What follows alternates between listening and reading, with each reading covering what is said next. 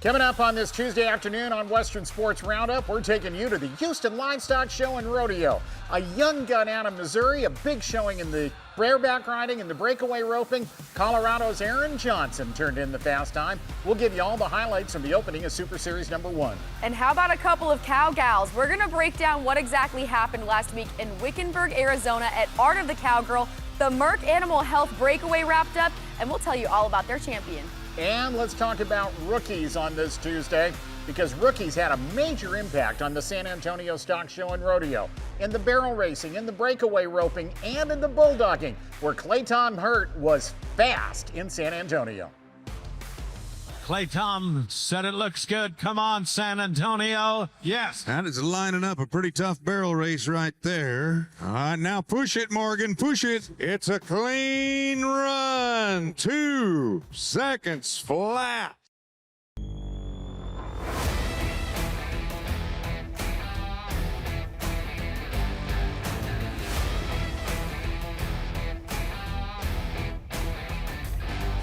Howdy, howdy, everyone, and welcome to Western Sports Roundup. I'm Kennedy Riggs here with my co-host for the day, Steve Kenyon. And you guys, we, just like every other day, have a lot of great things to get to, including what's happening right now down in South Texas, Houston to be exact, at the NRG Center. Last night was night 1 of Super Series #1. You're watching their opening ceremonies that they're so ever famous for right now. But you guys, a lot happened, so we have a lot of stuff to unpack. Yeah, we do. It was a good opening night of Super Series #1 at the Houston Livestock Show and Rodeo. $2.5 million on the line. Ty Harris, remember, he just won $13,000 in San Antonio riding that great buckskin peso, right? 9 flat. This is going to be a little different setup in all the timed events. The rodeo in San Antonio's on a basketball court. The rodeo in Houston's on a football field. Had to run the calf down, but 9 seconds flat. Ty Harris, $3,000 to the good. He's won over $16,000 in the last couple of weeks between San Antonio and Houston. Let's talk about the bareback riding, though. Last night, it was all about this guy right here, Jason Wilson, with that flashy pair of chaps on. Hey, he was paired up with a horse named Red Sauce, and that Red Sauce was spicy. 83 points together for about $3,000, which is what they pay out to all their first placers of the round.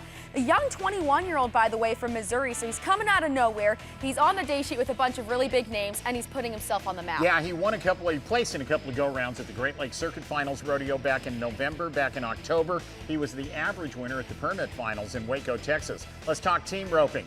Cavis Drake, 21 years old, and he's the old guy on the team. Denham Ross, 18 years old, 19 years old, I should say, from Canada. Cavis has been a Canadian champion. Denham's got Canadian champion written all over him. 6.5 seconds. Again, in that great big arena, you got to run them down. And those two kids out of Canada showed them how it's done for $3,000. Leave it to the Canadians to show us what's up. But let's talk about the saddle bronc riding. It wasn't a Canadian this time. The All-American Utah Cowboy, Alan Bohr, and Box Cutter paired up for 85 points for about $3,000 right there. This is a stand-up guy, you guys. Outside of the arena, too, I mean, there's a little glimpse of what a nice guy he is, high-fiving people on the way out. I really feel like he's blessed for his character and what he does outside of the arena when he steps into it. And that's exactly what came through last night. He came out on top in the saddle bronc. Yeah, and he's a pretty good bronc rider, too. Been to the NFR twice. Nice ride, Alan Bohr. Let's talk steer wrestling. Tryson Kalabaya from Hawaii. Went to college at Bulldogger U in Oklahoma, in Alva, Oklahoma. 5.2, he wins the night, $3,000 for Tryson. Remember now, he's having the best year of his rodeo career. He split the title in Fort Worth with Bridger Anderson, coming back now in the number 8 spot in the world standings, and that 5.2 worth $3,000 for Tryson Kalabaya. What a great guy. We got to interview him a couple weeks ago. And you want to know who I want to interview? This gal right here, Michelle Alley, in the barrel racing was the fastest of the night. 14.56. And you know what? This girl actually just happened upon rodeo in high school. She was a natural, then she was offered scholarship for both rodeo and basketball, took him up on it, and just became a barrel racer casually in college. Here she is at one of the biggest stages in rodeo, taking a round win, and now she keeps, raises, and rides her own horses. She likes to say that training is her #1 priority, and that really shows in her animal athletes that she brings down the road, including that one right there that she took the win in last night. That cool horse is named Stiletto. That horse is only 6 years years old, and Michelle Alley got a brother who's a bareback rider, and she's showing him how it's done. She had a really good trip to San Antonio and wins the night in Houston last night. Let's talk about breakaway roping. Erin Johnson out of Colorado, the cattle rancher, 3-time world champion, $3,000 more in her pocket after a 3.4-second run, and Erin Johnson making it happen at Rodeo Houston. Remember, she's been there and done that. Like I say, 3 gold buckles, 3 world titles in the WPRA, and Erin Johnson looking for some more out of Houston. Yeah, she knows what she needed to do last night, and that's exactly what she's going to do probably tonight when it comes round 2. But let's keep talking round 1. Bull riding, it was Stetson Wright, none other than the blue shirt man himself. 87.5 points on a great bull out of Servey Brothers. His name is Blackbeard's Revenge, and you know what? I think he was going for some revenge, and so was Stetson. They paired up for a great ride. This guy's obviously well seasoned, but here's the story. Last year was a little bit fresh because he was coming off of an injury, so this is really his first year back in his real true groove, and that's exactly what we're seeing. I mean, you're watching him right here. He's turning right into his hand, and just a true Stetson fashion. That was his ride right there. That was it. If you're curious what the judges saw, 43.5-point bull, 44-point ride for Stetson Wright, and so he wins $3,000. He starts the night, starts the rodeo in Houston in the number 7 spot in the world standings. Take a look at Rodeo Houston. Night number 2 of Super Series number 1 is on the schedule tonight, and all of the action is live here on the Cowboy Channel. You can follow all of it tonight right after we get done with Western Sports Roundup, and we hope you'll be with us. Everything from the mutton busting to the tie-down roping. Let's talk about rookies. It is Resistol Rookie Tuesday, and over the weekend, rookies like Morgan Bagnell in the barrel race had a big impact in San Antonio.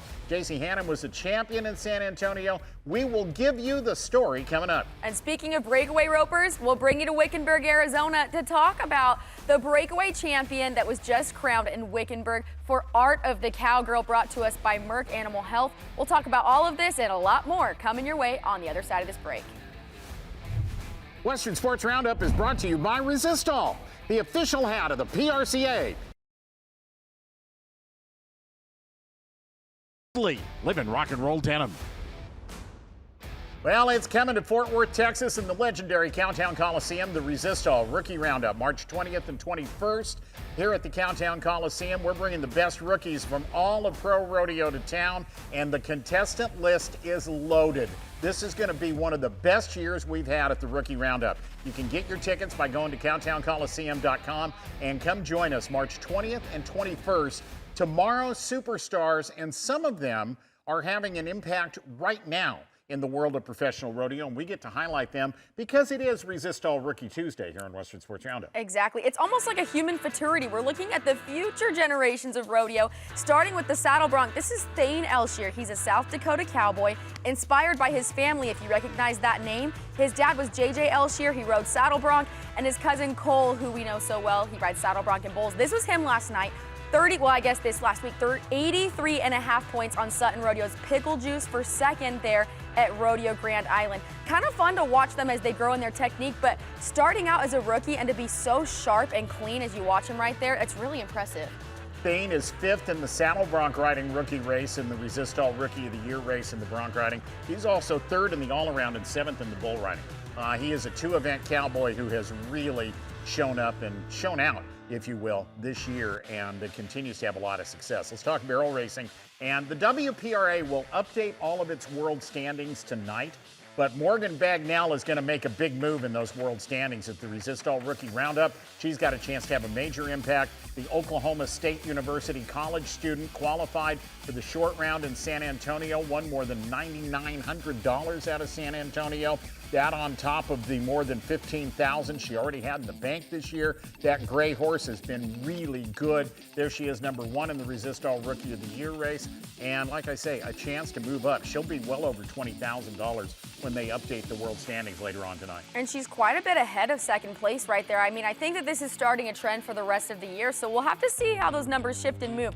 But keeping on the trend of cowgirls, in the breakaway roping, J.C. Hammonds has been making waves. She just won San Antonio, and being a rookie and winning a rodeo like that, it's huge to start out on that kind of wave. I mean, she's definitely setting the bar high for herself. I remember hearing that she and her husband literally just sat and stared at that buckle afterwards, thinking, is this even real, right? Her post-interview with Sierra Spratt, if you have a chance to watch it on the Cowboy Channel Plus app, was really emotional. There were some tears. It was really an interesting opportunity to see how much it meant to this young lady to win the San Antonio Stock Show and Rodeo, over $25,000. Remember, she was 6th in the world standings before San Antonio. And so, again, she's got a chance to make a big move. This young man's got a chance to make a big move. Clay Tom Hurt, he won over $11,000 in San Antonio, won a round in his bracket, won a semifinal, riding the great horse Banker. Everything was right for Clay Tom in San Antonio. Well, I mean, look at the technique, too. Watching him looks like watching a veteran. And so to be a rookie and to be throwing steers that fast, that clean, with such a great horse under him, he's also another guy that's really putting his name out there on the billboards. And so he's one to watch for sure. Absolutely. Clayton Culligan, #1. Colin Fox, and then Clay Tom Hurt in the #3 spot right now in the Resistol Rookie of the Year race in the Bulldog. So on this Resistol Rookie Tuesday, we have had a chance to talk about a lot of very successful rookies over the last few days. One of the best in San Antonio was steer wrestler Clay Tom Hurt, and he joins us on Western Sports Roundup. Ended up finishing in the #4 spot in a tie in the championship round. Clay, I don't know that San Antonio could have gotten much better. I guess you could have won it, but I mean, wow, what a performance for your first trip to San Antonio, huh? It was amazing. Really great experience. I got to ride an amazing horse, Banker Horse of the Year last year. Justin Schaefer owns him, and he did the hazing on the other side on one of his other horses, and it was really cool. I've never rode a horse of that level before, and honestly, on the first run in my bracket, it kind of threw me for a loop. I left the corner, and I thought to myself, I'm going to ride one more stride. And by the time I went to get down, it felt like the horns were already in my chest. So it was a really cool experience. So let me follow up on that, because you just got on the best steer wrestling horse you've probably ever ridden in your life. I don't know that that's too big a stretch for me to say. How did that all come up? Did you call Justin? Did Justin call you? Are you guys old friends? How'd that work? So I guess it would be about a year ago. I called Luke Branquino, and I came to his house to practice, and we ended up going over to Justin's house to practice one of those days, and that's kind of where I met Justin for the first time, and I've just kind of been trying to I really felt at home kind of over there practicing with those guys, and I liked the mentality and what they were trying to do, and so I kind of just wanted to spend as much time as I could over there, and for the last year, I'd say I've been at their place practicing as much as I could and just being around it and immersed in it all. And I went out with him to Vegas this year and helped take care of the horses while I was out there, and which that was an amazing experience as well, really eye-opening. And I got to just be around him as much as I can. So when I found out I got into San Antonio, I called him and asked if I could get on, and he said yes, and it was all good from there. So. In your bracket, you won about $3,800. You were 3-7 and won round 3. Take us through some of that, because you get to take the victory lap in the back of the truck when you win a go-round, and then you go on to the semifinal, and you were 3-8 and you won that semifinal round. I got another victory lap out of it in the process. For a young guy, I don't know, you're maybe more mature than I was at your age, but my eyes would be about this big around doing all of that. Talk about what that experience was like. They absolutely were. After the first round, I was when I won the third round in my bracket, I was honestly it felt amazing for one, and when I got on the victory lap horse, I didn't really smile just because I was still kind of in the moment of running the steer, and I just couldn't believe it was all kind of happening. I knew it was a good steer. I knew I had a great chance with the horse I was on, and I knew everything would go well if I did my job.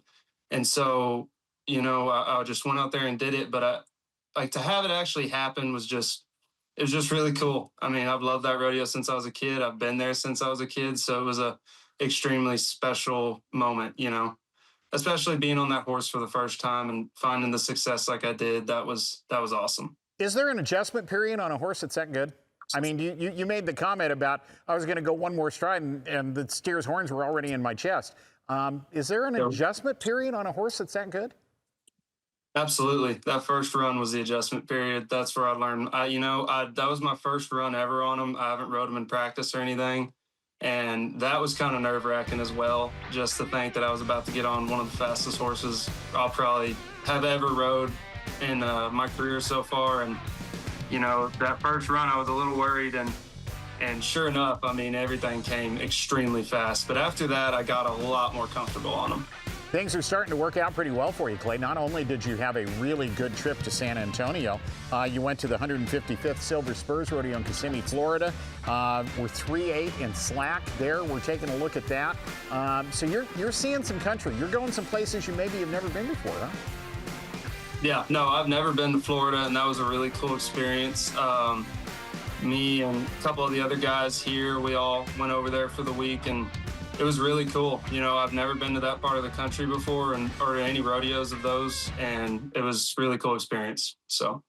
The first time I ever got a chance to watch Clay Tom Hurt Bulldog steer was last June at the College National Finals. You actually won the short round at the CNFR. Tell me about your experience in college and what you're doing right now. So the experience I've had in college has been great. I mean, Sam Houston's been really good to me. We have a ton of steers here that we practice on, and I've really gotten to develop here throughout my time here at Sam Houston. And I mean, it's just been a really good eye opener. I've gotten to meet a lot of people in college that have helped me throughout my career, and it's really helped develop everything. The Resistol Rookie Roundup is right around the corner. In just a couple of weeks from now, you'll be in Fort Worth. All of the best rookies in pro rodeo will be here. This is a unique opportunity to get together, compete against the rest of the rookies. How much would it mean to you to win that rookie title? Because you only get one shot at it. You're a rookie one time in your life, and this is it. It would mean a lot. I mean, it's a really cool experience. I got to watch my brother go to it a couple of years back, and that was really exciting to watch that. And it'll be really cool to be there myself, and to win it would be, I mean, a really, really cool, neat experience. So I'm excited. I don't know where you want to go with this, Clay, but I'm just going to kind of toss it out there. It's one of those, what have you learned questions? And the what have you learned question is this. You've had the opportunity over the last few weeks to go some places you've never been, to compete at a rodeo like San Antonio, to win at a rodeo in San Antonio, to beat some of the best in the world at a rodeo like San Antonio. What have you learned? What have you taken away from all of that? I've probably learned that you got to make the most of every opportunity you get. You're not always going to draw the best steer, but no matter what, you have to hit the barrier and you have to do your job, especially if you could draw a good one. I mean, because you're not always going to draw a good one, and you have to capitalize when you have the opportunity. Yeah, and the other thing I think you should have learned is that you can compete with those guys that have got all those NFR credentials. You just proved to them, and you should have proved to yourself that you can compete with them. Absolutely. I mean, those guys bulldog amazingly, and I've watched them since I was a kid, and to finally be competing against them and finding success against them has been really cool. Those guys are definitely my heroes, and a large part of it, a very significant portion of it, is because of the horse that I'm riding. I mean, you can't get there without that. So that horse really, really changed things. A lot of bulldoggers in the world probably dream of the opportunity to get on a horse like Banker, and you had a chance to make that happen. Clay Tom Hurt, congratulations on your success in San Antonio. We'll see you at the Rookie Roundup, if not before. Continued success. Thank you, sir. Thank you, Clay. Clay Tom Hurt joining us, steer wrestler and one of the top 4 the San Antonio Stock Show and Rodeo. We're going to take a timeout. When we come back, Kennedy joins us. We're talking about the next generation in the NCHA, the NYCHA. We'll tell you the story coming up on Western Sports Roundup.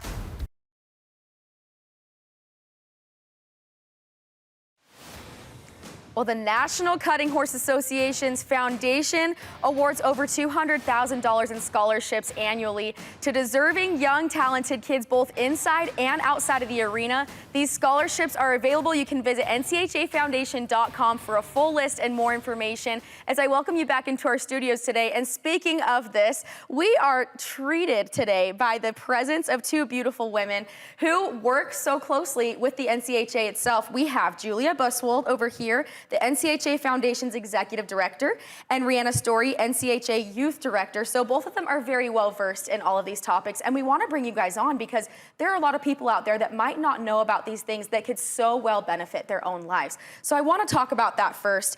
I'm going to come to you, Julia. Let's talk about this foundation. What kind of scholarships are up for grabs, and how can they attain them? So we're really excited. We get to obviously work extremely closely, Rihanna and I do together, to get these scholarships crafted and make them available to the students in and out of the arena. Because at the end of the day, we want to create well-rounded kids that are going to grow up and be the future of our cutting horse industry. So it's really important to us that they're available in and out of the arena. Man, I think that you guys really know what you're doing, capitalizing on that, to work on that upcoming generation, because that's really how you permeate the success of the future.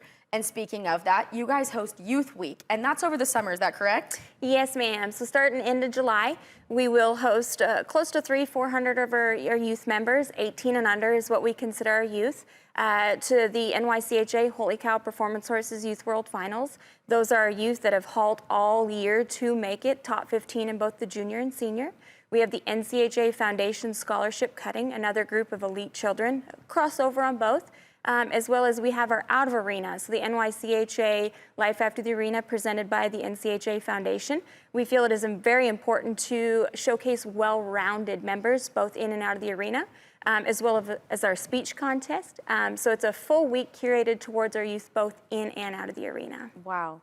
And Julia, you were just telling me these kids don't have to wait until the Summer Stakes or Youth Week to apply for these scholarships, right? They can jump on this right now. Yeah, they can really start on getting a jump on their out-of-arena applications right now. We've got the Michelle Lynn Holsey Scholarship that's going on, then the Merit Scholarship, which goes through the NCHA Foundation, and that's $25,000 available just right there to our youth members, courtesy of the foundation, as well as the Also Family Foundation. So they can really get going on those. They can start submitting their applications, like Rihanna said, for those out-of-arena scholarships. That's not just the public speaking, that's essay, art, and photography. And like she said, just when it comes to summer, we'll award over $200,000, and it's a really exciting time.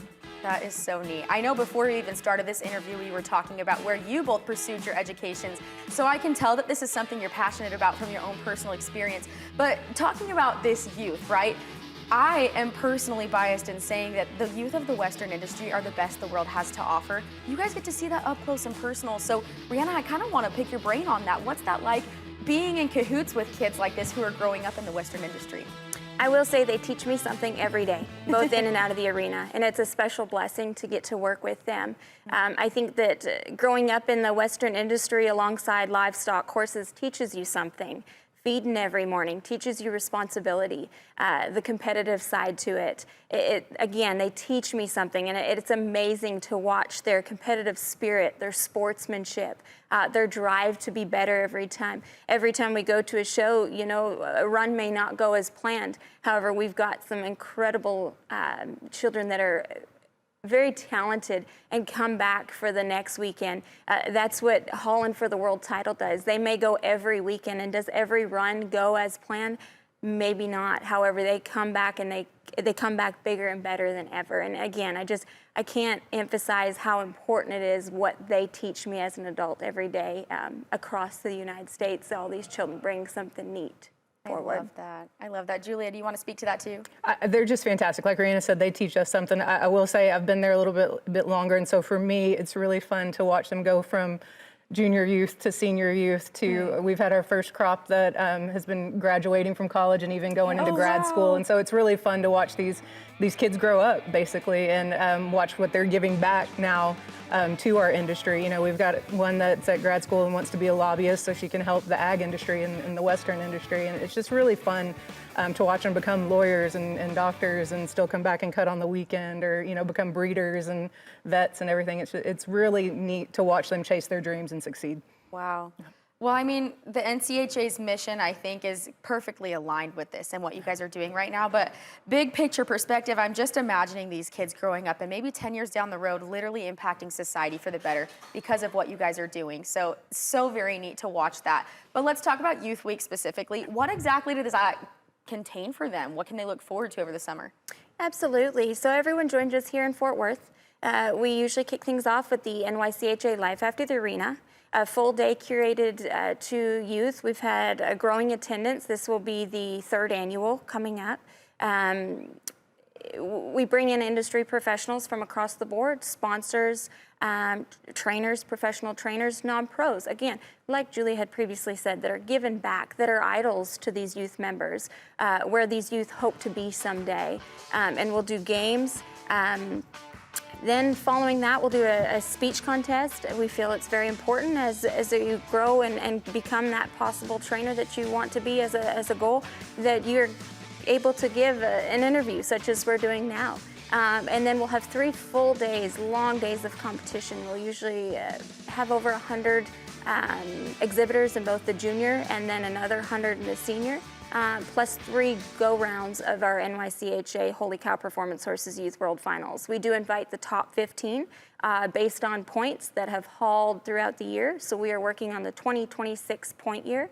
They did start this goal in June 1st of 2025 and will end on the 31st of this year. From there, they are invited to come and participate at our Holy Cow Performance Horses Youth World Finals. We do a Roundup Youth Week with a large banquet of 500 to 600 people in attendance. And it does award everything from scholarships to Youth World Finals, our Foundation Scholarship Cutting Award recipients, our NYCHA Hall of Fame. We do have a Hall of Fame both for our youth riders and our horses. And again, just rounding up what we want a good member to be in the youth and hoping that they want to go on and give back to both the industry and our association. Wow. If that doesn't get you kids excited out there, I don't know what will. So much in store for them. I love it. And speaking of what's in store for them, Julia, let's just go back to everything that you guys have scholarship-wise. So we're going to bring up a list on our screen here. You can see what's available. Talk on this and how they can get involved. Yeah, so like I said, the ones that are up on the screen right now are kind of the ones that have applications that are opening early on. That's a lot of our out-of-arena stuff. And then we'll have the in-arena, like Rihanna was talking about, during our Youth World Finals and Youth Week. And so there's over $200,000 in scholarships that's going to be available to these kids this year. And from the foundation standpoint, I really want to point out that that's sustainable. That's every year we do that. So that's because of our generous donors and the endowed funds that they've given us. But our goal is that we'll never have to make that number smaller. We only ever want to make it bigger. So as long as those kids keep putting that scholarship money to use, we'll keep doing it, and we're really proud to be able to do so. Incredible. I am so proud of what you guys are doing. I can only imagine how proud you are of it, but thank you so much for joining us today. Thank you. Thank you. Well, we have more in store for you guys today. Let's go back to the rodeo world. We're going to talk next about Jake Long, reigning world champion in the team roping, and give you a little glimpse of the road to his world title. All of that on the other side of this break. Jake, you've made 15 trips to the NFR, 14 attempts to get up here. How have those 14 attempts all come together to make number 15 happen? Well, first off, glory to God, too. I mean, without him, none of us are here. And I'm going to say thank you to my wife, my kids, my dad, my mom back home. Without their support, I don't know. I don't know what to say. This is surreal. Last December, Jake Long qualified for his 15th Wrangler National Finals rodeo, heeling behind header Andrew Ward. And they walked out of Las Vegas with a pair of gold buckles that say world champion. How did that happen? Well, we've got an opportunity to tell you the story of Jake Long right now.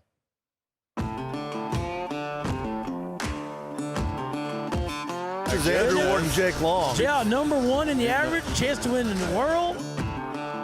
They've been wicked. 3-9. Yeah. Oh, man, they're good. Jake Long's cleaned it up. I would have never dreamed that I would get 15 of them. You know, I remember the kid in me that would have given anything just to be there one time. Would have never dreamed that it would have went the way it has, but it's been a heck of a ride. For 15 seasons, Jake Long showed up at rodeo's biggest stage.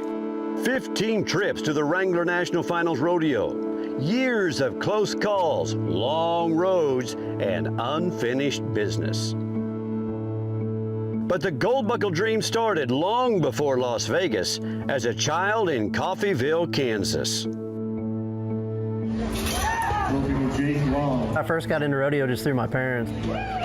Watching my dad team rope and my mom run barrels. They amateur rodeoed when I was young, and just the love of the sport was something I always knew. I haven't known anything else. I've always told everybody that A lot of kids grow up wanting to be professional basketball players or football players, and I want to be a professional team roper. For Jake, team roping was the only dream he ever had. But chasing it professionally would test just how far belief could carry him. I think everything that keeps you going, it just goes back to the love of it. I think if you could talk to a lot of us, we've always had that moment that, you know, we were close to giving up, and then you hit your breakthrough moment. And for me, it was in 2010. Me and my wife were broke, and we kind of took one last swing at it, and if it didn't work, I was going to go back home and get a job and do something different. And fortunately enough, won the George Strait that winter with Coleman Proctor, and that was kind of the turning point of my career. It took Jake 7 years to get to his first NFR following his 2003 rookie year. But since 2010, he's made every NFR but one. He rode behind several headers in his 15 NFRs, but kept coming up short. But in 2025, Jake leaned on his old friend, Andrew Ward. We've known each other for lots of years, and he's a guy that I've wandered up with for several years. The timing finally aligned for us to pair up. I'd say we really didn't hit our rhythm until right before the summertime, really, right before the 4th of July. But once we found it, man, it was just the run that I thought we would be able to put together on a daily basis. Hot shot, good shot, you bet. Momentum carried them through the 2025 season and straight into Las Vegas, finishing the regular season ranked 7th and in the middle of a tight field. They knew everything they'd worked for would come down to the next 10 nights. I think those moments there were when we really found our run and our rhythm and kind of rode it all the way through the finals. At the NFR, every detail is scrutinized, from the horses to the runs, even to what a cowboy wears in the arena. For Jake, one shirt carried far more meaning than superstition. It started a couple years ago. We lost my uncle, and he was just, you know, he's really important to the family, and he was somebody that would come out and support us every year. When I was younger, all he did was he wore tie-dye everywhere. And first and foremost, just a tribute to my uncle and a nod to the family. It's just something to kind of let the family know that I'm thinking of them and that they're on my mind. And it's now evolved even a little bit to me of just priorities of, you know, there's more to rodeo than just rodeo. I'll put it on and it just kind of calms me and lets me know that, you know, it's just team roping. I'm truly blessed to get to do what I've dreamed about doing my whole life. They're second in the average, I think, Butch, is that right? I would say round 10 of the finals this year was just it was a magical night for us. That's $76,000, that's a lot of money. There was about 4 or 5 of us that had a chance to win it. I had to go first before everybody. So really, ultimately, all we could do was go make the best run we could. Yeah, nothing to 3, 8, or 9 wouldn't sure put some pressure on some people left to go. He's out. Got it on him. Jake gets around him, heels him. Here we go. You betcha. 3-9. Now we're putting pressure on. Now we're putting pressure on, guys. Hey. Wow. That's winning the go-around. That's $36,000. After 15 trips, the gold buckle finally found its way to Jake. Perseverance pays off in the end. It's something that obviously I've chased my whole career. I've been close to a few world titles that didn't come through, and so I think to win it finally, it's a breath of fresh air. It's getting the monkey off my back a little bit. It's a box that we all want to check, and I think I appreciate it more now because I think when we're younger, you kind of have ego a little bit more, and then as we age, we understand how precious all this is that we get to do and that we get to live it every single day. God willing, we'll keep having success, and whether that means another gold buckle or not, it's just to try to enjoy the journey. Thank you, Justin McKee, for that, and thank you, Jake Long, for 15 years worth of memories. Man's won the average at the National Finals Rodeo the last 2 years, won $3.2 million in prize money in his career, and now he's a world champion. We're going to take a timeout. When we come back, we will wrap things up, take you to the Art of the Cowgirl in Arizona. That's on the way on Western Sports Roundup. You're taking a look at Wickenburg, Arizona, the art of the cowgirl. It just came to an end since 2019. This has been a gathering for cowgirls, for clinics, for shopping, for more. Kennedy, you were there. You guys, it was so much fun to watch because they have a lot of competition too, including the breakaway roping, and this is the champion of it all right here, Wesleyan Reno, 10-2-3 on 3 head for about $10,000 on a really precious horse named Charlie, and she said it best. She says, the best horses always come from your grandpa, which is exactly what that horse was for her, and they took the cake there at Art of the Cowgirl. It's such a cool event. I mean, they pay pretty well, right? That's a big prize money pot, but on top of that, that's a really prestigious title to put on your resume if you're in the Western industry. Yeah, absolutely, and it just came to an end in Wickenburg, Arizona, and our thanks to the folks from Art of the Cowgirl. Let's talk about your Veterison top 3 Western Sports Roundup headlines. Clean treat heel, thanks to Veterison. It is Resistol Rookie Tuesday. J.C. Hammonds is the #1 rookie breakaway roper in the country. She also happens to be the newly crowned champion of the San Antonio Stock Show and Rodeo. Rookies had a big impact on San Antonio, none bigger than J.C. Hammonds. And speaking of young guns, we talked to the NCHA.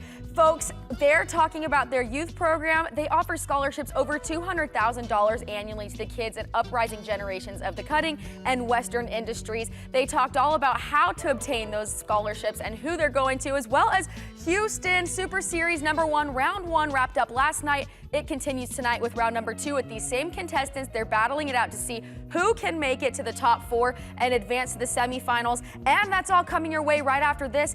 After Western Sports Roundup, we'll bring you all of the action from Houston itself. Keep us turned on so that you can watch all of this action. It's coming your way. You guys, thanks for joining us on Western Sports Roundup. I'm Kennedy Riggs, and Steve Kenyon says good night. Thank you for joining. And